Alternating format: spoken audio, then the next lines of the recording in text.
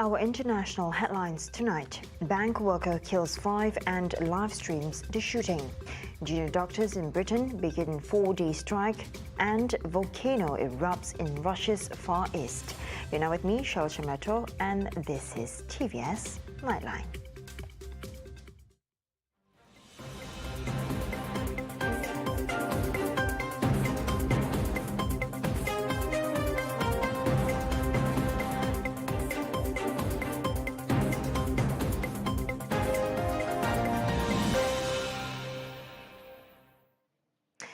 A bank employee armed with a rifle shot dead 5 of his colleagues and wounded 8 other people at his workplace on Monday while live streaming the horrible attack in downtown Louisville in Kentucky. The motive of the attack is still unknown, but sources say that he had been told he was being fired from the bank.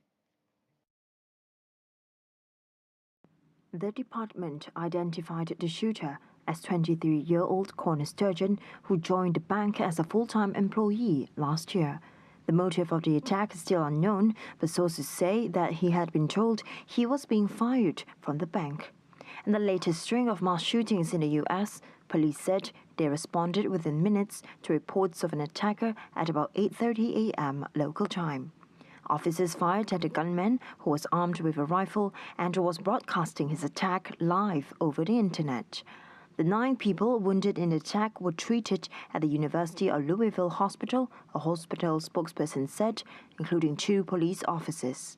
One of the officers, a 26-year-old recent police academy graduate, was struck in the head and remained in critical condition after brain surgery on Monday, according to police. And junior doctors in Britain began a 4-day strike on Tuesday over pay that is likely to cause unprecedented disruption to the health service, prompting the government to warn of a risk to patient safety. Tens of thousands of junior doctors are striking for pay rises better aligned with inflation in the latest disruption to affect the state-funded National Health Service, NHS. The British Medical Association BMA union demands a 35% rise, arguing that members have suffered a 26% real terms cut in pay over 15 years. Tuesday's walkout followed a 3-day doctor strikes last month. The NHS England National Medical Director Stephen Powis said this round of strikes will see unparalleled levels of disruptions and voiced concern about the potential severity of impact on patients and services across the country. The association has said the strikes by junior doctors could be stopped if Health Minister Steve Barclay put a credible pay offer forward. However, Barclay deemed that BMA's demands as unreasonable. We are ready to have discussions with them, but clearly a demand for 35%, over £20,000 for some junior doctors is not fair or reasonable, and that is why we've not been able to make progress so far. But we want to engage constructively. We recognise junior doctors have been under significant pressure, particularly from the pandemic, and we want to work with them to find a fair and reasonable settlement. The strike is the latest to involve NHS staff, following walkouts by nurses, paramedics, and others, demanding rises that better reflect annual inflations running at more than 10%. And one of Russia's most active volcanoes erupted early today, spewing a vast cloud of ash far up into the sky and smothering villages in drifts of grey volcanic dust. The eruption also triggered an aviation warning around Russia's far eastern Kamchatka Peninsula.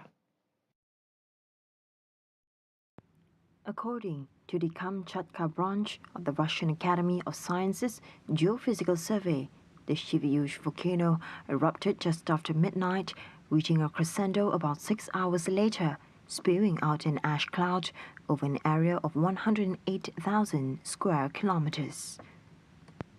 Lava flows tumbled from the volcano, melting snow and prompting a warning of mud flows along a nearby highway, while villages were carpeted in drifts of grey ash as deep as 8.5 centimeters, the deepest in 60 years.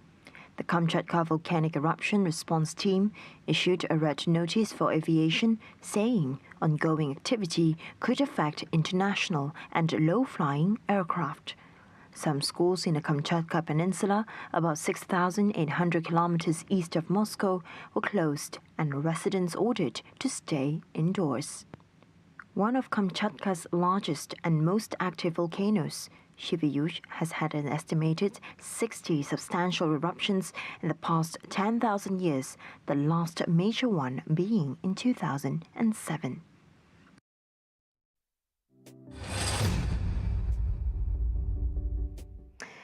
Head of State Tun Bin Sri Abdul Taib Mahmud today received a courtesy call from the Malaysian Muslim Welfare Organisation Sarawak branch at his residence in Damat Jaya. The delegation was led by the Deputy Chairman of Perkim Sarawak 1, Datuk Sri Rohani Abdul Karim, and the Deputy Chairman of Perkim Sarawak 2, Datin Noraini Hussain. The visit, among others, serves to invite Tun Taib to his 35th annual general meeting, which will be held on April 29 in Cebu. Membuat kunjungan kehormat kepada Tuan Yang Terutama adalah untuk menjemput Tuan Yang Terutama Pensuri untuk hadir sebagai tetamu kehormat pada malam majlis makan malam sempena Masyarakat Agung Perkim. Masyarakat Agung Tahunan Perkim yang ke-35 yang kita akan adakan di Bandar Raya Cebu pada 29 April. At the same time, Perkim will also launch its book during the AGM, as well as discussing its strategy and direction up until 2027. The meeting is expected to be attended by over 200 Perkim members from 21 branches throughout Sarawak. Additionally, Perkim Sarawak, whose membership is exclusively only for women, now has a membership of over 5,000 members. The Malaysia Aviation Group is taking flight to new heights through its subsidiary, Firefly. In an announcement today, MAG CEO Ahmad Luqman Muhammad Azmi revealed that Firefly will be offering new international flights to Sarawak with multiple destinations planned across North Asia and China. Big shift will be on the jet operation of Firefly. Apart from taking over some of the route for Malaysia Airlines in Sarawak, will increase frequency, and we also use Firefly Jet as connectivity for more international destination in Borneo, especially to the North Asia, secondary point in China. In addition to launching new international flights to Sarawak, Luqman also revealed that the company has its sights set on increasing the number of Firefly aircraft to streamline their operations. Right now, we will have up to 6 jets by end of the year, but the plan is to grow that fleet to 11 at the steady state.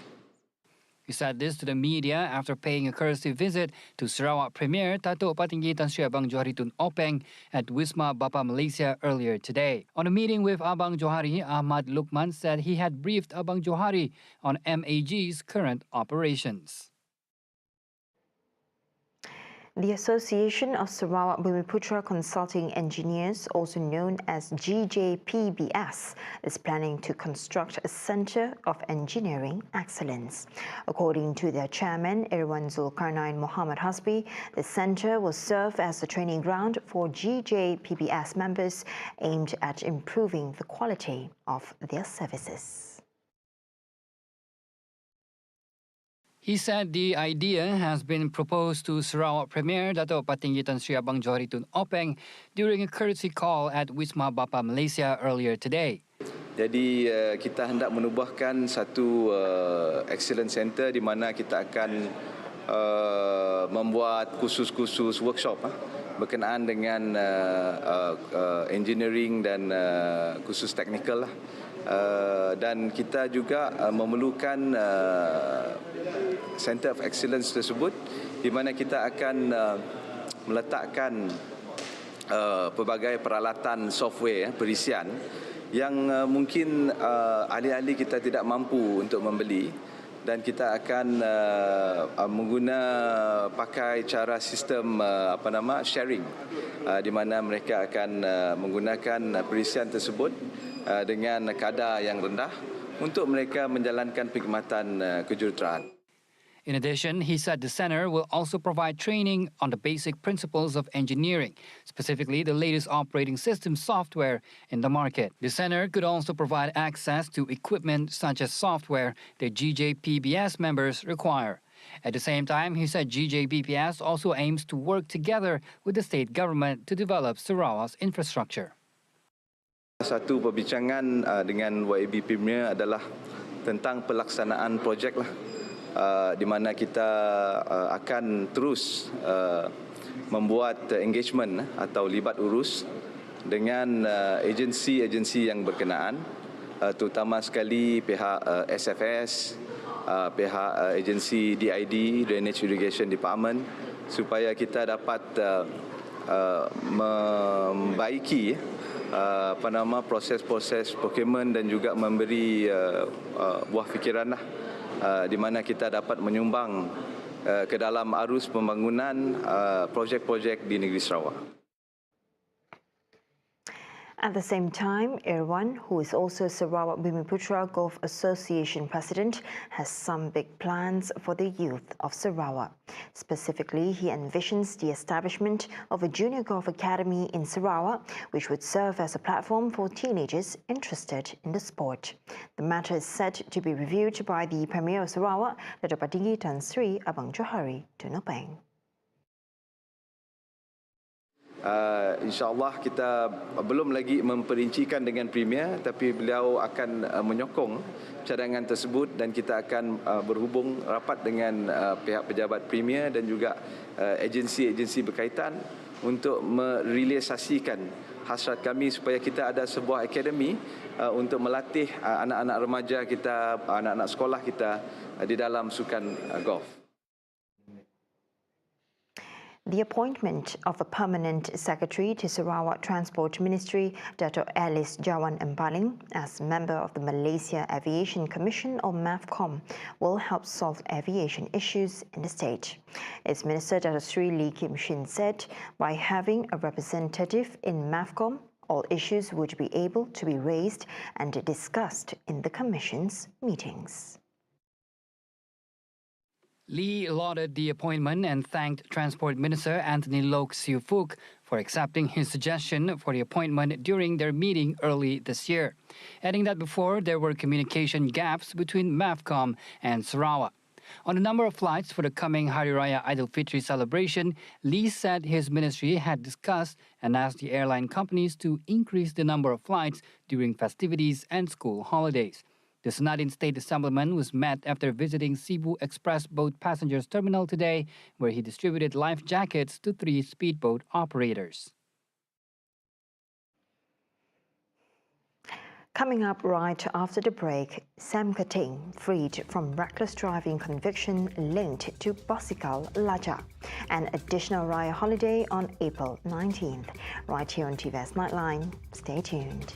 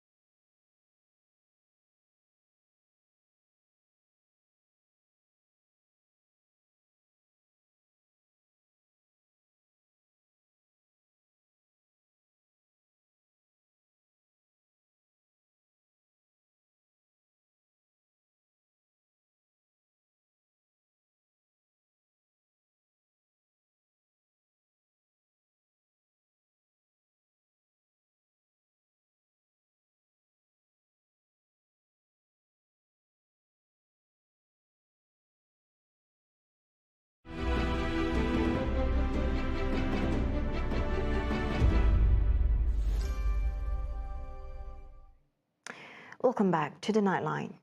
In a highly anticipated decision, the Court of Appeal has acquitted Sam Kating, a clerk who had been previously sentenced to 6 years in jail and a fine of 6,000 ringgit for reckless driving, which led to the death of 8 teenagers in Johor Bahru 6 years ago. The decision by the 3-judge panel, chaired by Justice Hadara Said Ismail and including Justices Hashim Hamza and Azman Abdullah, was based on the grounds that the charge against Sam was defective.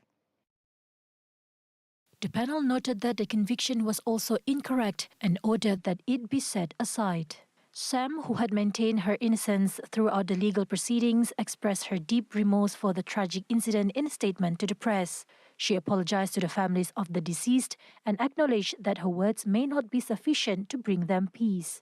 While she expressed her regret for the accident, she also stated that she did not intend for it to happen. Despite her acquittal, Sam's legal battle has taken a toll on her and she continues to be haunted by the incident. On to the next update. The High Court here today acquitted and discharged a contractor of 2 charges of trafficking and possessing drugs 5 years ago. Judge Nur Hayati Mat made the ruling against 53-year-old Wong Shi Kei after finding that the prosecution failed to establish a prima facie case against the accused at the end of the prosecution case.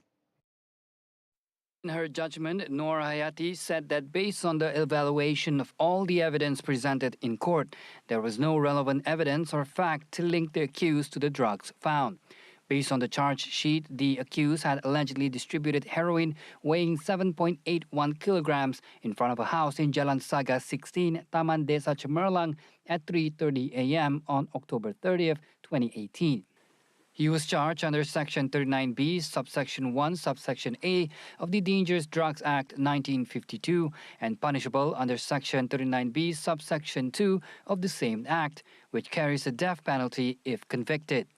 At the same court, Wong was also acquitted and discharged of another charge of jointly possessing ketamine weighing 19.45 kilograms at the same location and time. The charge was framed under Section 12, Subsection 2 of the Dangerous Drugs Act 1952.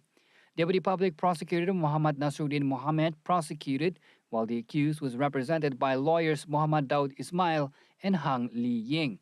A total of 10 prosecution witnesses were called to testify throughout the trial, which had been conducted since last year.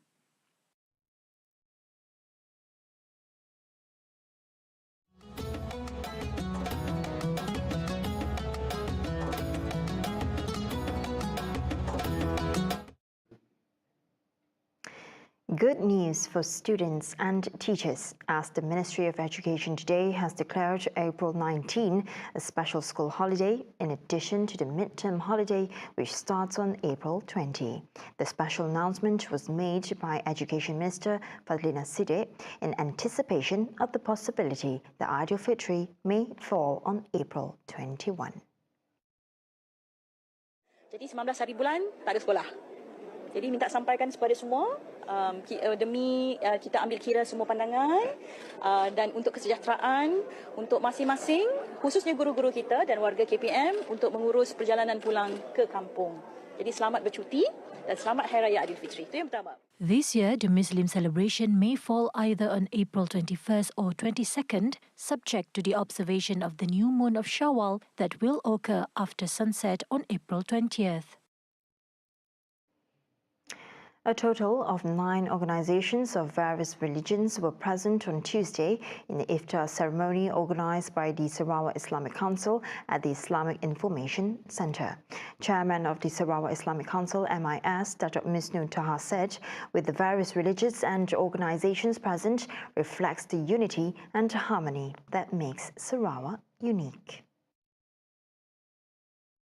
And our Pekatis Persatuan Tionghoa Muslim Sarawak, they are here in Kuching, and thank you very much for coming to these functions. And I hope Magma and Pekatis can work together for the sake of Chinese Muslim community in the state of Sarawak.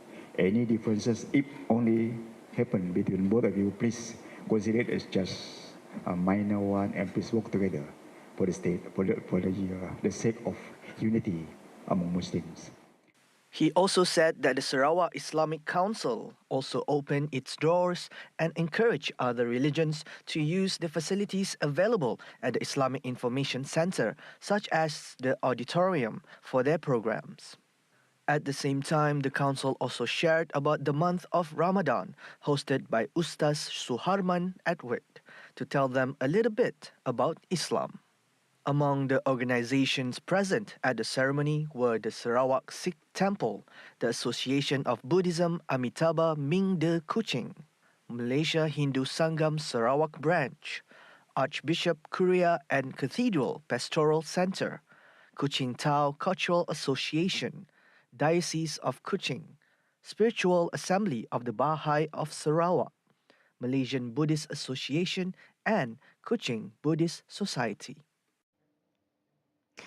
Registered bakeries are given the exemption to buy eggs directly from suppliers. State Women, Children and Community Wellbeing Development Minister Dr. Sri Fatima Abdullah said the exemption aims to help the business owners in their daily operations. Fatima added the operators need only to inform the matter to the Ministry of Domestic Trade and Cost of Living, KPDN. Dan saya kata bagaimana nak meringankan tanggungan yang membuat kek, yang membuat biskut dan sebagainya. Yang ada, kalau bakery, kalau ada di antara di kakak kita, kawan-kawan kita, jiran kita yang ada bakery, bakerynya berdaftar, tidak sebenarnya boleh juga madah dengan KPDB, tidak Kementerian pengguna. Boleh madah and then tidak akan madah dengan supplier untuk membenarkan kita beli direct daripada supplier. Tapi bakery mesti berdaftar. Meanwhile, for non-registered home-based and small-time bakers, they could also apply for the exemption by writing a letter to KPDN.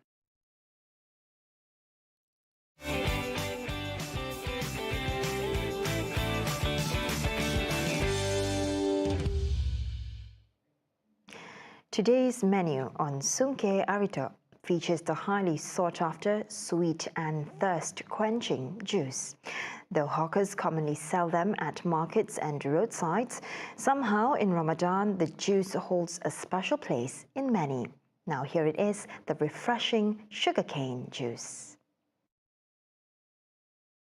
Sugarcane juice seller Mustafa Kentol said the juice has always been receiving popular demand since the very first week of Ramadan of each year. And this year alone, he has used 10 to 12 tons of sugarcane and sold about 400 to 500 kilograms of the juice daily. Tebu tu nya akad daripada ladang tu hantar kami tu dan dibuang nyempun sisa-sisa yang si baguslah. Kemudian dimasuk dalam enjin dan dia jelah macam biasa. Kemudian apabila dah jadi pati tebu masuk dalam balang besar, kami isi campur ais. Kami mula pati tebu aja. Kemudian masuk dalam plastik, dalam botol besar dan botol kecil. Jadi botol besar kami jual dalam RM10, RM8, botol kecil 4. Jadi dalam plastiknya adanya RM6, RM5, kemudian dalam cup RM3 lah. Ya biasanya lah. Mustafa is assisted by his daughter, Mustika, who understands the sensitive nature of the sugarcane juice that requires delicate care when handling. Benda tu, nya congek tu si kita punya kita lari dari ais, nya boleh macam ni, boleh basi, boleh berbuih macamnya. Sebab kami selepas kami enjin, kami kasih sikit saja, pakai mengelakkan dari basi. Lepas kami rendam dengan ais. She added the unsold juice will be distributed to relatives as a way of practicing charity during the holy month of Ramadan.